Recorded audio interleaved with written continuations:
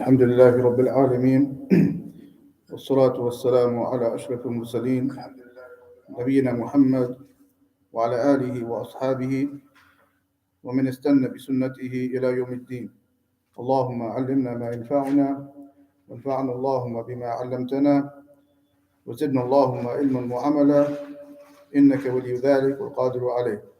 أما بعد، فهذا درسنا في الفصول في سيرة الرسول صلى الله عليه وسلم، ووقفنا في آخر ما أخذنا البيعات، بيعة العقبة الأولى والثانية. واليوم إن شاء الله سنتحدث وسنأخذ من كلام المصنف رحمه الله الإمام الحافظ ابن كثير رحمه الله فيما يتعلق بطلائع الهجرة، أي أوائل الصحابة المهاجرين من مكة إلى المدينة. كما هو معلوم أن الصحابة هاجروا أو أذن لهم بالهجرة قبل ما أذن للنبي صلى الله عليه وسلم، فكان متأخرا هجرته عنه صلى الله عليه وسلم. So here today, inshallah, we're going to continue in the topic of the seerah, the biography of the Prophet sallallahu alaihi wasallam. And the last things we took was the pledges of the Ansar to host or defend the Prophet sallallahu alaihi wasallam in Al-Madinah. And thereupon, shortly after, the Prophet sallallahu alaihi wasallam allowed the Muhajirin to make hijrah, the people, the Muslimin of Mecca, to make hijrah to Al-Madinah. هم المهاجرون والأنصار هم أهل المدينة والمهاجرون هم أهل مكة الذين هاجروا.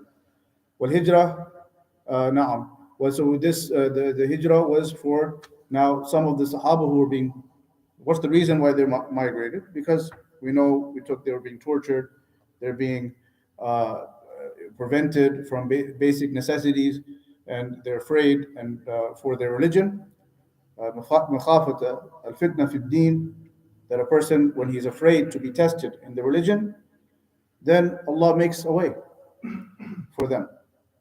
Because if they remained in Mecca, some of them, would be under a lot of pressure to leave Islam, from their family, from their tribe, financially, all kinds of pressure, as we said. So therefore, the permission was given for them to migrate.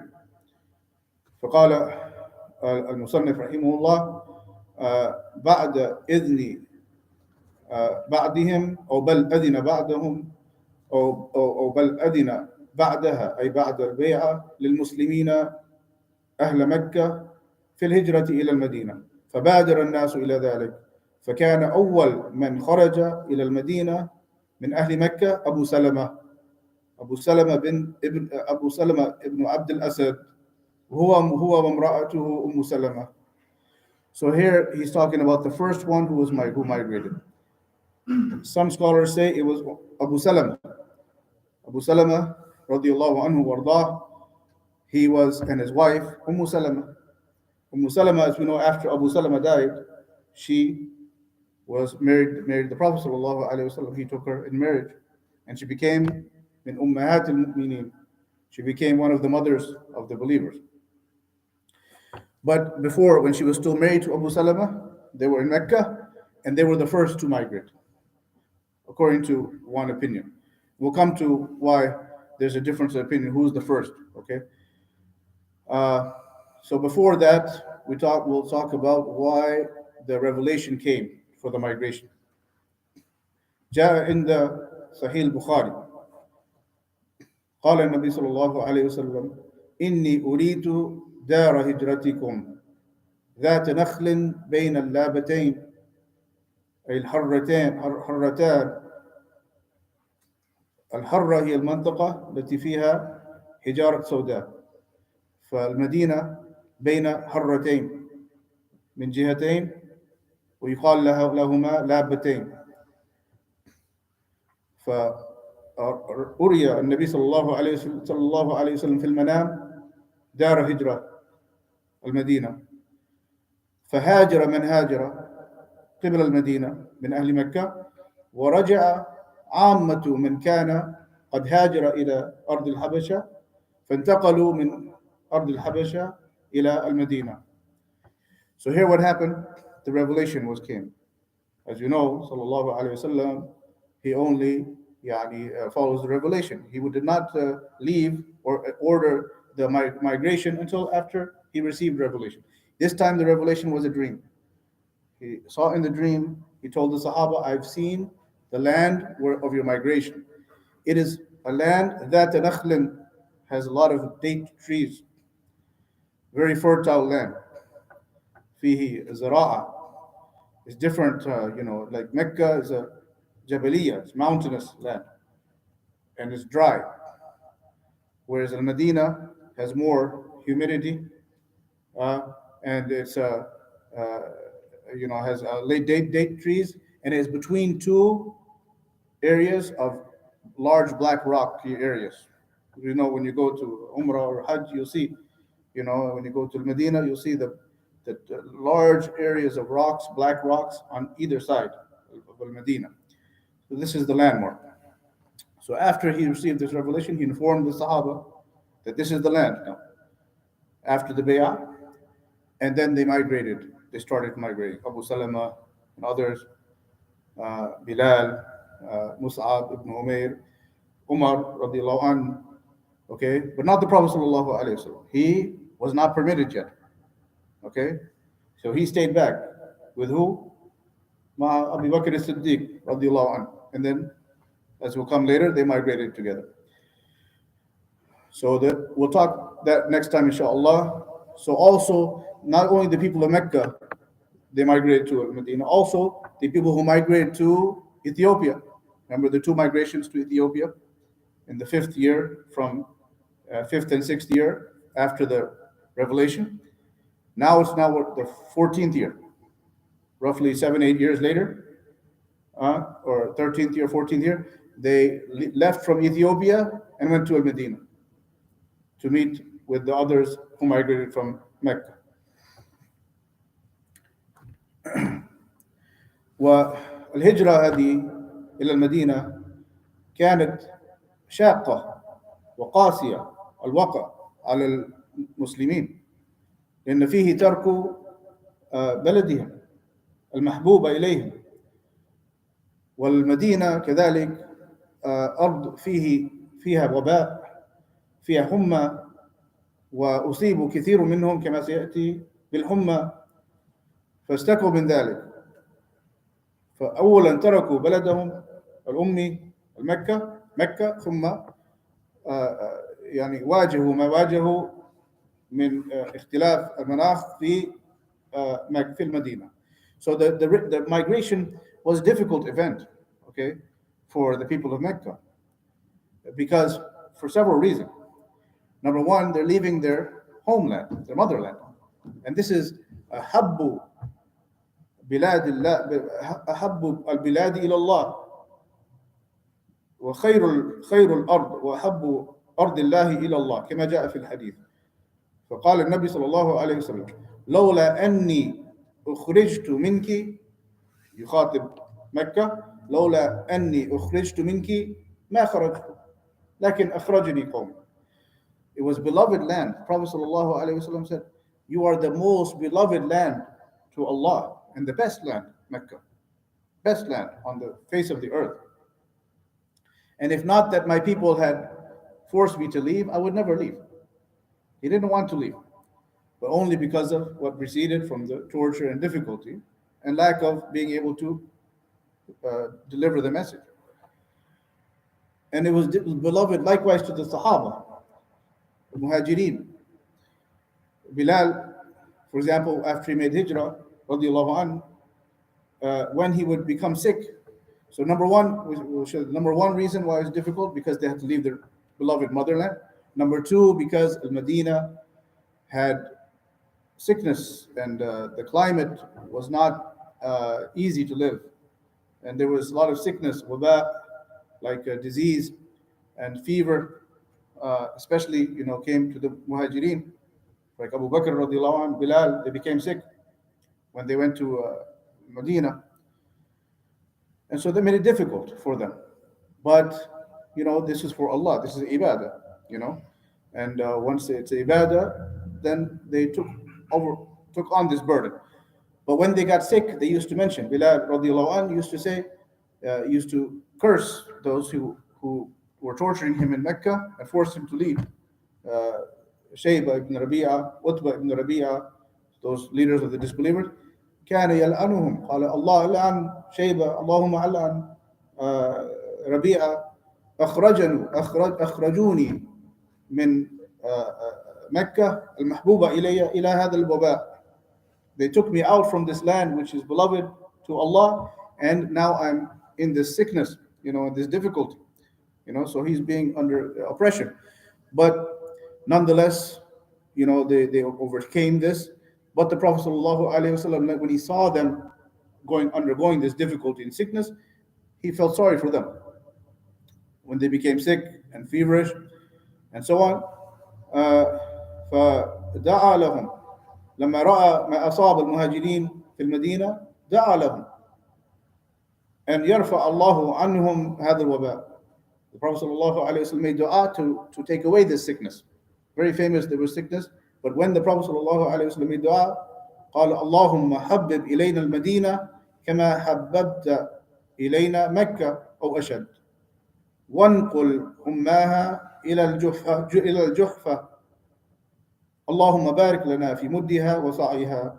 Hadith في البخاري ومسلم. This hadith is in Bukhari and Muslim. From Aisha, the Prophet ﷺ made dua, this nice dua, blessed dua. He said, "Oh Allah, make Al-Madinah beloved to us like you made Mecca to be beloved to us." This is our home now. Because when a person makes hijrah, he's not allowed to go back. When he makes hijrah, intention to leave a land, he's not allowed to go back. So he wanted them to be steadfast. He used to make dua also, Allahumma amdi li ashabina hijratahum wa la turuddahum ala aqabihim. And oh Allah, let my Sahaba fulfill their promise and not let them turn back on their heels.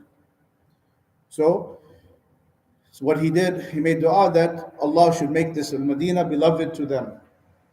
And it became beloved to them.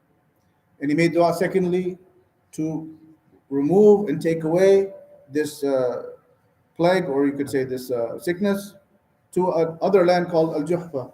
Al-Juhfa is north of Al-Madinah, a bit northwest of Al-Madinah, and the sickness went away. Allah dua, Allah answered his dua, and then the sickness, the Sahaba did not have that sickness anymore, and they were relieved from this, and they went to a different land. And also number three, he made dua, oh Allah, bless us in the measures and the trade measures. Make our trade measure and buying and selling blessed in Al-Madinah, fi muddiha wa sa'iha, the measures of trade. Mudd is like a volume of measure. So, anyways, this was the circumstances of the hijrah. And as far as who was the first now, okay, was it Abu Salama or was it others? Okay, because there's a hadith in Bukhari, okay, that says أول من قدم علينا مصعب ابن أمير وابن أم مكتوم وكان يقرئان الناس أي القرآن يعلمان الناس ثم قدم بلال وسعد وعمار بن ياسر ثم قدم عمر بن الخطاب رضي الله عنه في 20 من أصحاب النبي صلى الله عليه وسلم ثم قدم النبي صلى الله عليه وسلم. So this hadith is in Bukhari. It says the first ones who came, the very first two was Mus'ab ibn Umayr ibn Maktoum, and they were teachers. They were well versed in the Quran and the worship. So anyone who was a new Muslim from the people of Medina, they would take them and teach them, take them under their wing and teach them the Quran and so on. Then after them came Bilal, okay, wa Sa'd, and Ammar ibn Yasir, and Umar, radiallahu anhu. And Umar radiallahu anh came in a group of 20 of the Sahaba other than him. The point is that this is the narration that says who was Mus'ab and Ibn Maktoum. And other scholars, though, but it's very famous in the other books that it was Abu Salam, but not in Bukhari, in other book collections of hadith. So the scholars, when this has become such a famous narration about Abu Salama, and we'll mention it, it's a very nice story about Abu Salama when he went to migrate. The scholars make jama, how to understand it. Who was the first? فقالوا أبو سلمة هو أول من هاجر فرارا من المشركين وخوفا على دينه. That Abu Salama was the first one who migrated out of, you could say, out of fear for his life, okay, and a fear of his religion. وأما مصعب وابن أم مكتوم فهما أول من هاجر دعاة ومعلمين ولقصد الإقامة والتعليم. As far as Mus'ab, when it says he is the first, Mus'ab ibn Umair wa ibn Maktoum, that they were the first ones who went to teach and went as leaders or teachers. Okay? Because there's a difference, one who goes to teach and one who goes to save his life. So this is, each one has a precedence according to what they migrated for. Okay, so Abu Salama, when he migrated, قال ابن كثير رحمه الله أبو سلمة ابن عبد الأسد هو وامرأته أم سلمة فاحتبست دونه. أي أبو سلمة لما أراد الخروج جهز بعيره له ولامرأته وابنهما سلمة. فلما تجهز وركب البعير وأركبها وابنه جاءهم بنو المغيرة. بنو المغيرة هم قبيلة أم سلمة.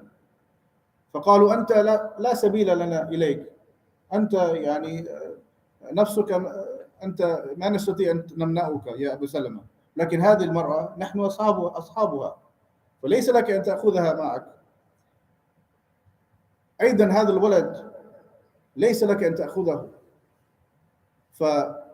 فاحتبست هي وابنها منه، فهو خرج إلى المدينة وبقي امرأته أم سلمة وسلمة in the Bani al-Mughira. So what happened? The Abu Salama, when he wanted to migrate, of course he wants to take his family, his wife and his son.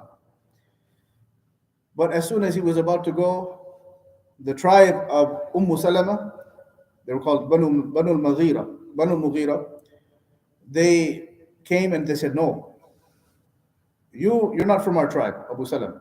You're from a different tribe called Bani Abdul Asad. We can't stop you, but this woman is from our tribe, your wife, and we're not going to let you take her. She has to stay in Mecca. And even your son, this is the son of our tribe's woman, we'll keep her too. So he had to leave. He was ready to go. He had to go to save himself first, to save his religion. So he fled, hoping that Allah will make a way for his wife and son to join him. So she went back with her family, her tribe. Then what happened? Banu Abdul Asad, قبيلة أبي سلمة, جاءوا إلى قبيلة بني المغيرة فقالوا ليس لكم أن تأخذوا ابن أبي سلمة لأنه هو من قبيلتنا. فتنازعوا فتنابذوا من جهة قبيلة أبي سلمة ومن جهة قبيلة أم سلمة، فتجاذبوه، فذكر أنه خلع يده من شدة التنازع والتنابذ بينهما. So what happened? The tribe of Abu Salama in Mecca, the disbelievers, these are all disbelievers, right? His tribe now came to the home of the tribe of Salama, Banu al-Mughira, and they said, listen, this woman is part of your tribe, but this son, he belongs to us because he is the son of Abu Salama. He's from us. So they started to dispute, and they started to even have like a tug of war. So much they were, wanted to have this child for each of them, and in the process, they pulled so hard that his hand became dislocated. That much they were, but eventually they took him. بنو عبد الأسد أخذوا الولد. فهي الآن كل في جهة. أم سلمة في جهة، وأبو سلمة في المدينة، وأبو سلمة عند بني عبد الأسد. من سلم هو، أيوة سلم هو عند بني عبد الأسد. ف يعني تألمت بالطبع أم سلمة من هذه الحال، من فراق زوجها ومن البعد عن ابنها، فبقي بكاء شديدا لمدة سنة في هذه الحال. So Salama, for 1 year, she was in this condition, radiallahu anha. And she used to go out crying because her husband is gone, her son is away from her, and she's in this condition for 1 year. حتى رأف بها واحد من قبيلتها، يعني استشفع لها، شفع لها أن تخرج، أذن بنو عبد الأسد أن تأخذ معها ابنها سلمة. رأفوا بها. But in the end, after 1 year, they had mercy upon her. Okay, although they're disbelievers, this is a very difficult condition. So the tribe of Salama said, you can go, and the tribe of Abu Salama also said, you can go ahead and take your son to Al-Madinah. فتجهز. تلاحظوا هذه امرأة تسافر وحدها مع ابنها الصغير، ما وصل البلوغ، لمدة هذه مسافة بعيدة في ذاك الوقت. هذه المسافة يأخذ 15 يوما في هذا الوقت.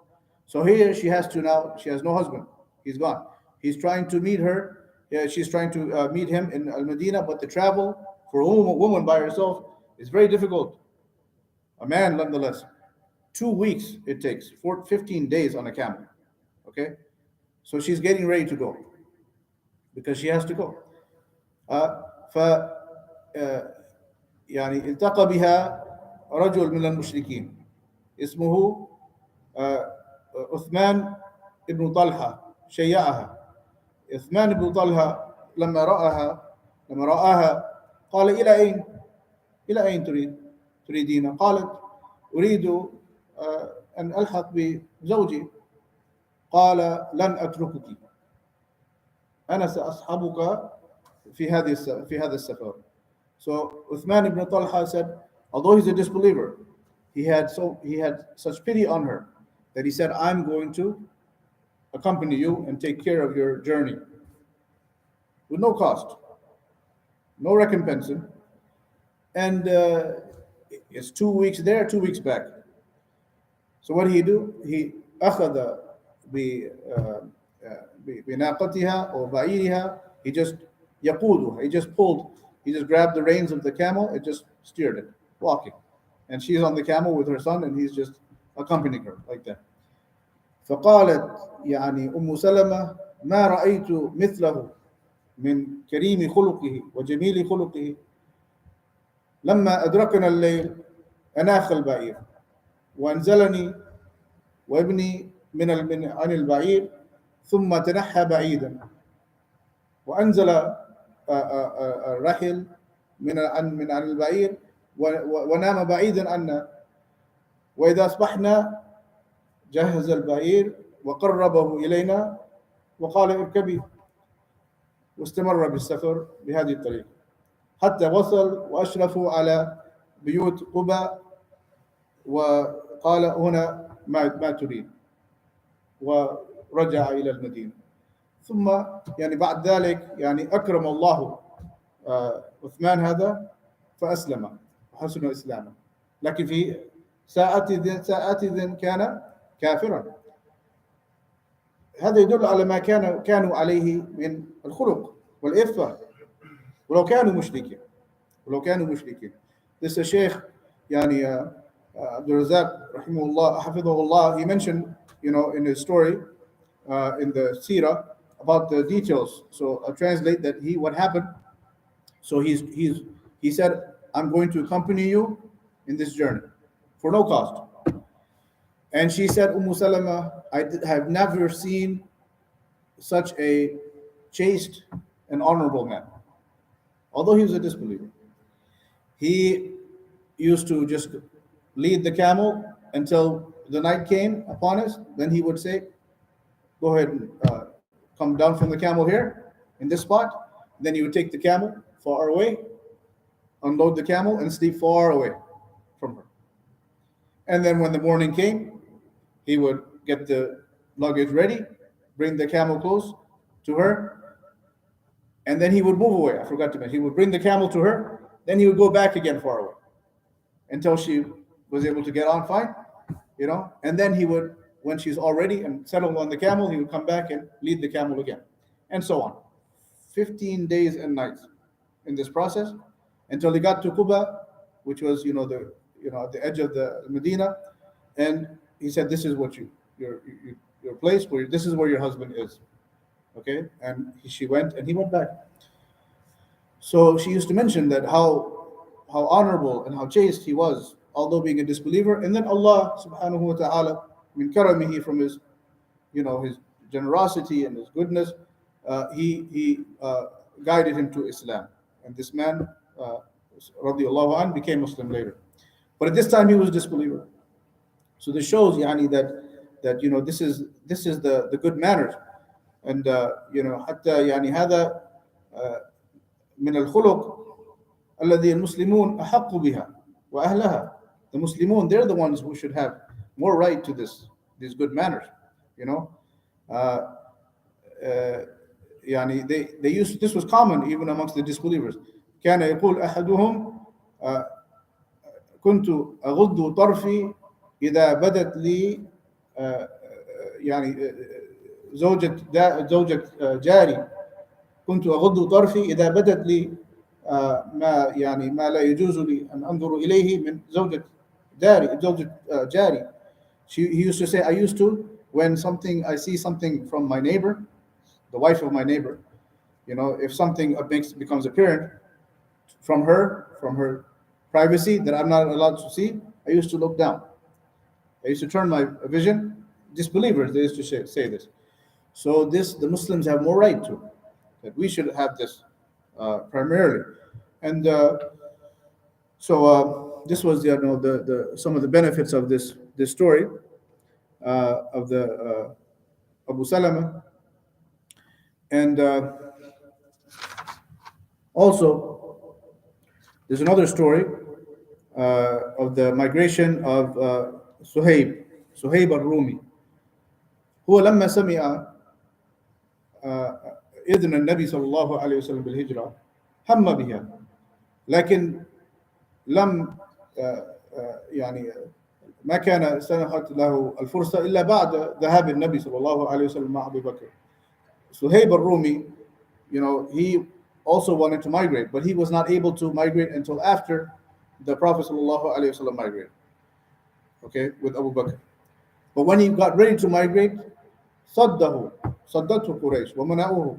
Quraysh, they found out that he was about to migrate, so they stopped him, and they picked on him specifically for a reason, because he had a lot of wealth. So he accumulated a lot of wealth in Mecca.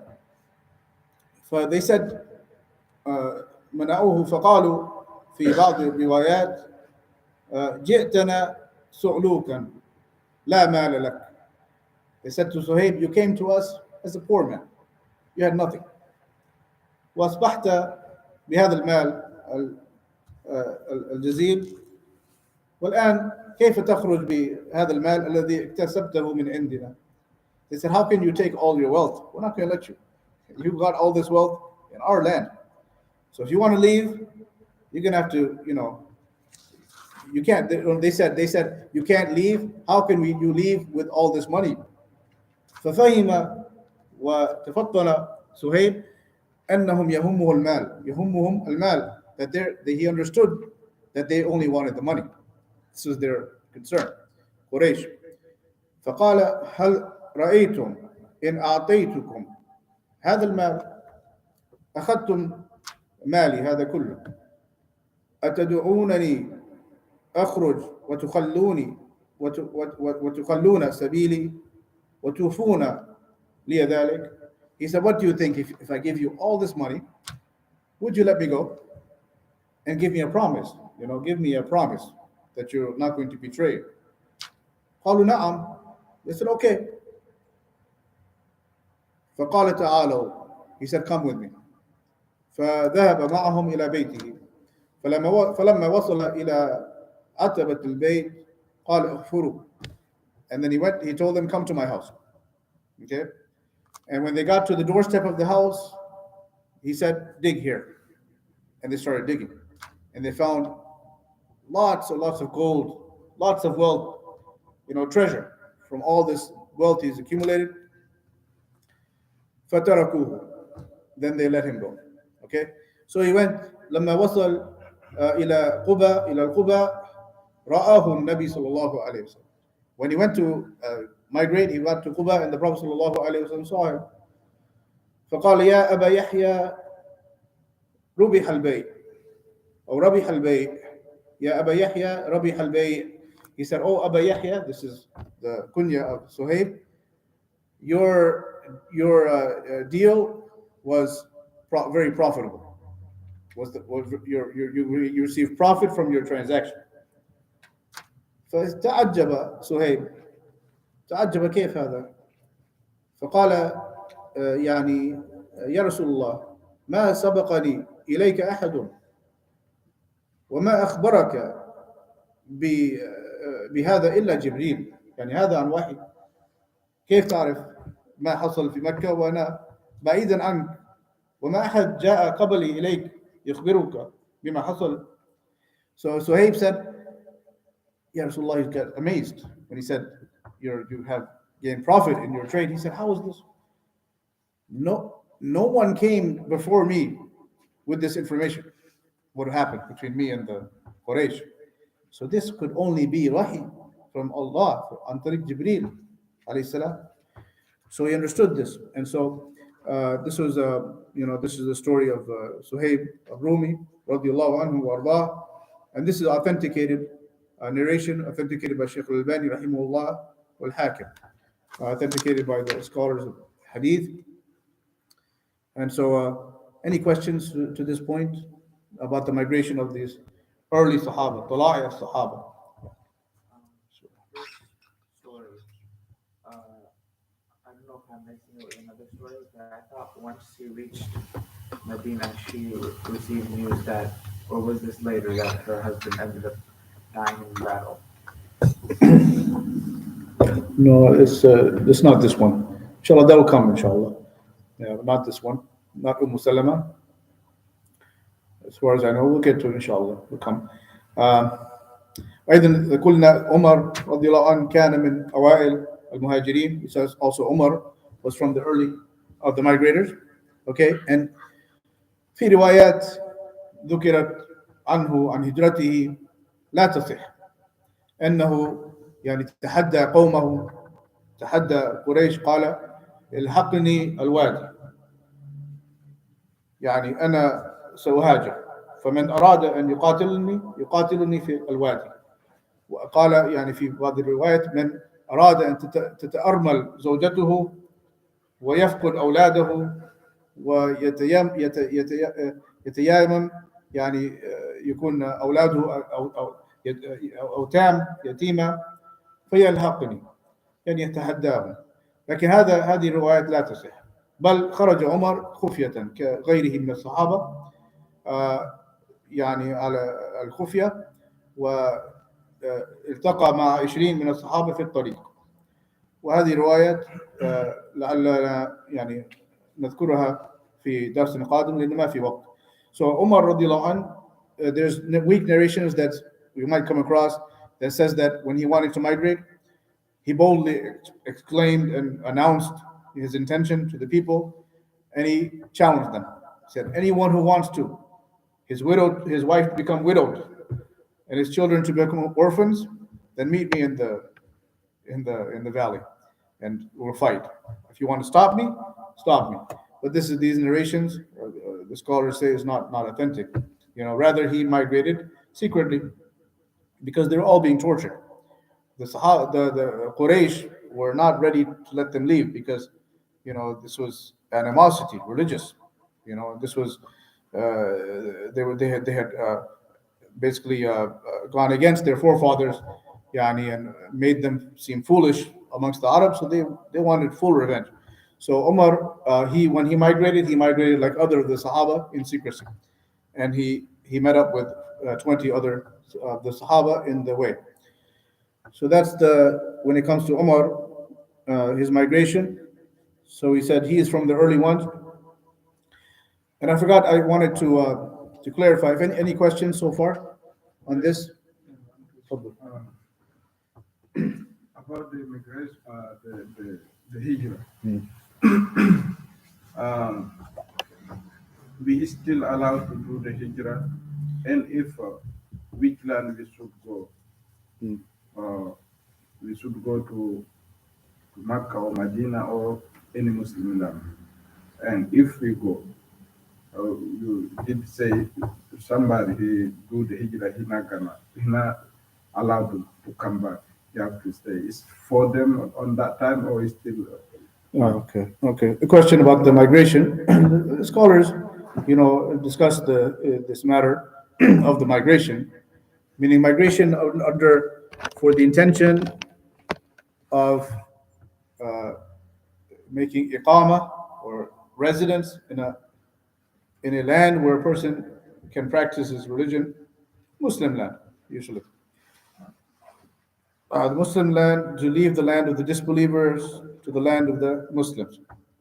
Okay, this matter, uh, many scholars say when a person has the ability, the very important condition, the ability, then he has to do so.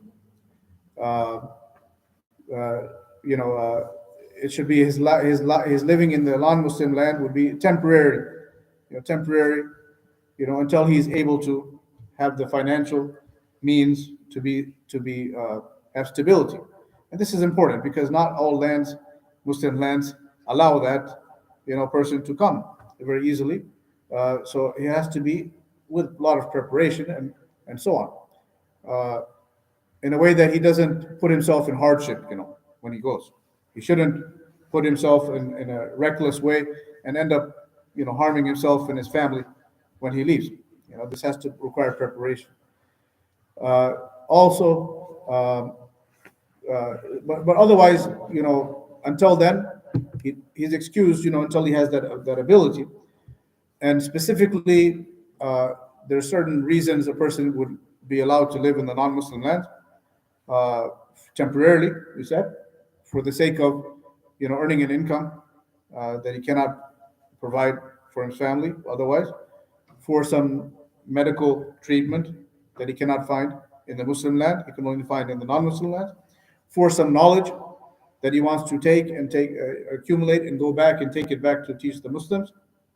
Okay, to be a da'iyah, to come to the non-Muslim land to preach, yeah, to spread the religion. This is number one, that a person would be in the non-Muslim land.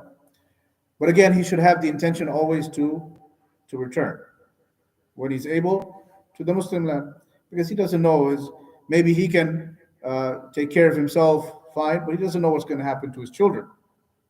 Living in a non-Muslim land, it's kind of unknown what's going to happen to them.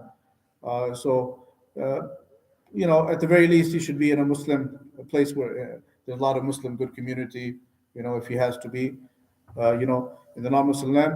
But when it comes to if he does make migration, okay, leaves the non-Muslim land to the Muslim land, or from one Muslim land to another Muslim land, the intention to save his religion, because he's being persecuted or he feels for his religion in land A, so he goes to land B.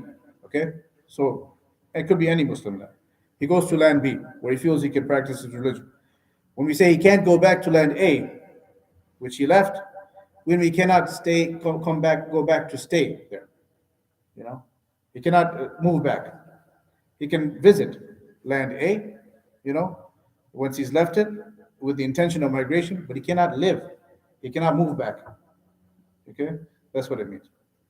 You know, because some of for example, the Prophet ﷺ, after he migrated, he came back, to Mecca for Fath Mecca, and so on.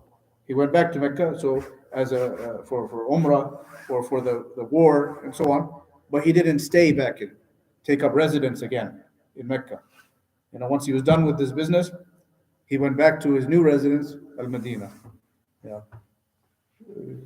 Clear, inshallah. Oh yeah. I mean, inshallah, this is بكل مقام مقال. This is the question that depends on the individual. I'm just giving general answer. What the scholars say.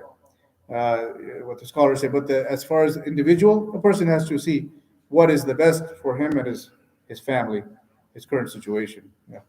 So there will be circumstances when it's possible to move back to land A permanently. If land B you can't live there anymore, or something happens to that land, then he would go to land C. You see, because this is a worship, it's a worship. Yeah. Any other questions? I want to quickly make a clarification on something I mentioned last time. في تنبيه أني ذكرت في الدرس الماضي عن عند الكلام عن أم أمارة نسيبة بنت كعب بن عمرو التي شاركت وكانت ممن بايع بيعة العقبة الثانية. ذكرت ما سمعت من الشيخ عبد الرزاق بدر حفظه الله أنها كانت مجاهدة وأبلت بلاء حسنا في مقاتلة مسيلمة الكذاب، ولكن هذا لابد من التنبيه في هذا الموضوع. أولا لا يفهم من هذا مشروعية مقاتلة المرأة في الجيش. أولا لأن هذا الكلام يعني الروايات في هذا الموضوع لابد من التحقق فيها. هل حصل هذا محققا؟ هل الروايات صحيحة؟ لابد من النظر فيها، لأن كثير من الروايات في السير فيه نوع من التساهل في ذكرها، فلا يأخذ منه حكم عام.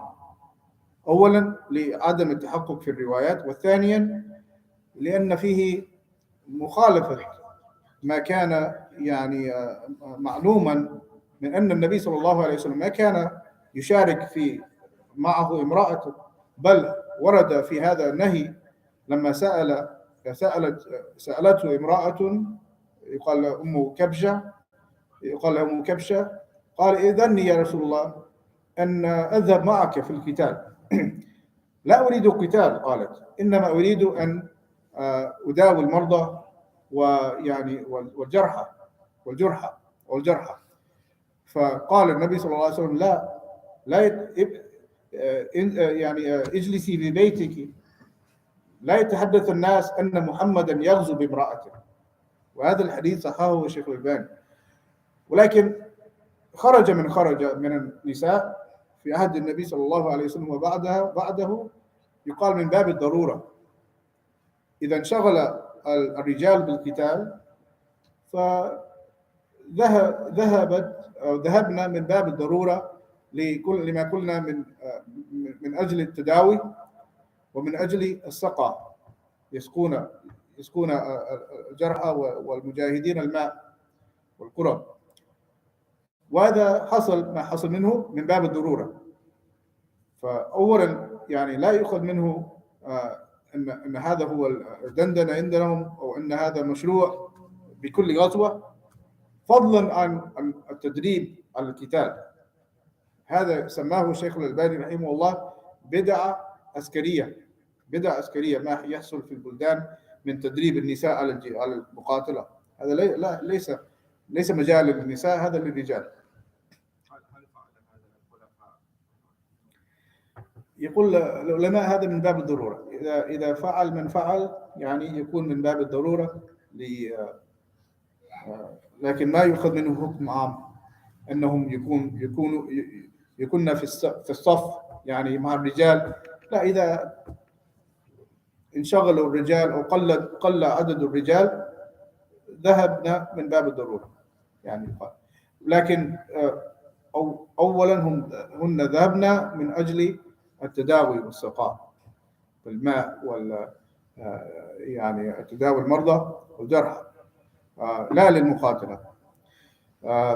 So here وإذا حصل من المقاتلة شيء هذا من يعني النادر المستثنى، ما يؤخذ منه أصل والمستثنى. So here as mentioned last time about one of the Sahabiyat, Umara Nusayba. Nusayba, great Sahabiya. She was one of the women who partook in the second bay'ah. She was from the Ansar, the Medina, and she came for the second bay'ah, Aqaba. And I mentioned last time that she was Mujahida, okay? Was Mujahida, was in the battles, you could say, with Musaylama, al-Kadhdhab, the false prophet, okay? I mentioned this from Sheikh Abdir-Rahman Badr from his tapes, but this he mentioned, I believe, based on narrations, okay, which we don't know the authenticity of them. So a lot of times when it comes to Sirah, sometimes the scholars mention narrations based upon, they have nice stories, but they not necessarily checked all of them. I try my best to, go with those narrations which are checked, but this one I mentioned without checking. Okay. So first of all, I don't know if it happened, as I mentioned. Secondly, it should not be understood that this is the normal case that women would fight. No, women would not fight in the battles. And if they, because first of all, there's a narration. Prophet ﷺ, when he was asked by a woman, would you let me go to the battle with you? He said, no. He said, I don't want to, she said, I don't want to fight. I just want to help the wounded, and to the sick and so on. He said, no, stay in your home. I do not want the people to say that Muhammad fights with women. This is not the correct thing to be, mixing, first of all, women. This is not their place to be in the battlefield. But it did happen that there's authentic report that women did go later. So how do we understand then? But the women that went later, they went for this purpose of helping the wounded, and also they used to carry water skins to wounded soldiers and help them, give them drink. So how do we understand? They say, the scholars say, هذا من باب الضرورة. This is because of the need of the situation. There was a dire need that there was not enough men, they were too busy, or too many wounded.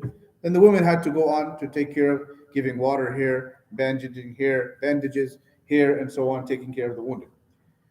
This is the extent of the role that happened out of what? Necessity. Otherwise, the woman's place is far away from this matter.